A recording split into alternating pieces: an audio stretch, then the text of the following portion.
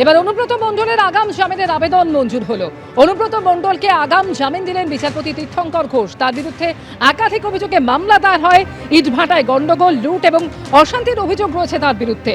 জেলা আদালতে আগাম জামিনের আবেদন জানান তিনি এবং তা খারিজ হওয়ার পর হাইকোর্টের দ্বারস্থ হন অনুব্রত মণ্ডল, আর তার আগাম জামিনের আবেদন মঞ্জুর করল হাইকোর্ট। পরের খবরে আসবো। এবার কি বিজেপিতে মিশছেন তৃণমূল ত্যাগী এনসিপিআই সাংসদরা? জল্পনার মধ্যেই কাল মুখ্যমন্ত্রীর সঙ্গে এনসিপিআই সাংসদদের বৈঠকের সম্ভাবনা রয়েছে। মুখ্যমন্ত্রী এবং এনসিপিআই সাংসদের এই বৈঠকে থাকতে পারেন বিজেপির কেন্দ্রীয় নেতৃত্ব।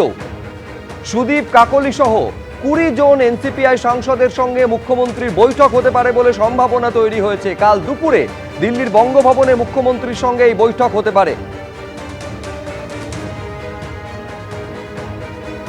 আরেকবার আপনাদের বলবো, বিজেপিতে তাহলে কি মিশে যাচ্ছেন তৃণমূল ত্যাগী এনসিপিআই সাংসদরা? এইরকম একটা জল্পনার মধ্যে আগামীকাল মুখ্যমন্ত্রীর সঙ্গে এনসিপিআই সাংসদদের বৈঠকের সম্ভাবনা রয়েছে। এই বৈঠকে বিজেপির কেন্দ্রীয় নেতৃত্বও থাকতে পারেন। সুদীপ বন্দ্যোপাধ্যায়, কাকলি ঘোষ দস্তিদার সহ 20 জন এনসিপিআই সাংসদ, তাদের সঙ্গে মুখ্যমন্ত্রীর বৈঠক হতে পারে বলে সম্ভাবনা। দুপুরে দিল্লির বঙ্গভবনে এই বৈঠকের সম্ভাবনা রয়েছে।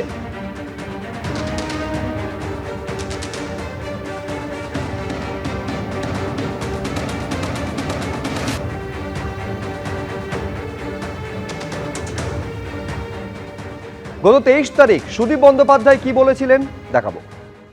সবাই যার যার কথা, মুখ্যমন্ত্রী উপস্থিত থাকলে সে সবার গুরুত্ব এমনিতেই বেড়ে যায় এবং বাংলারই এমপি আমরা, তাতে সেখানে খুব ফলপ্রসূ আলোচনা হবে বলে মনে হচ্ছে।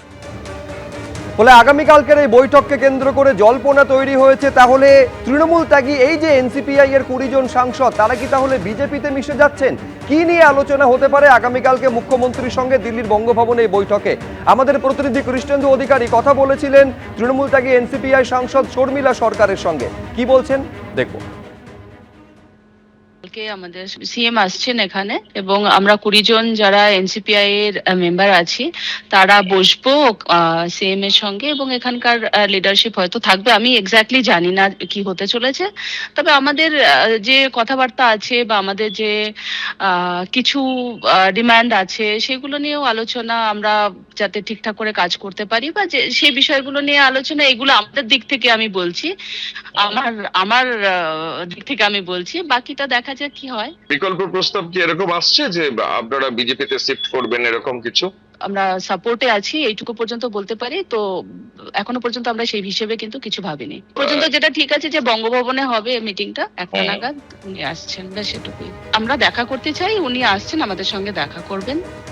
এবিপি আনন্দ, এগিয়ে থাকে, এগিয়ে রাখে।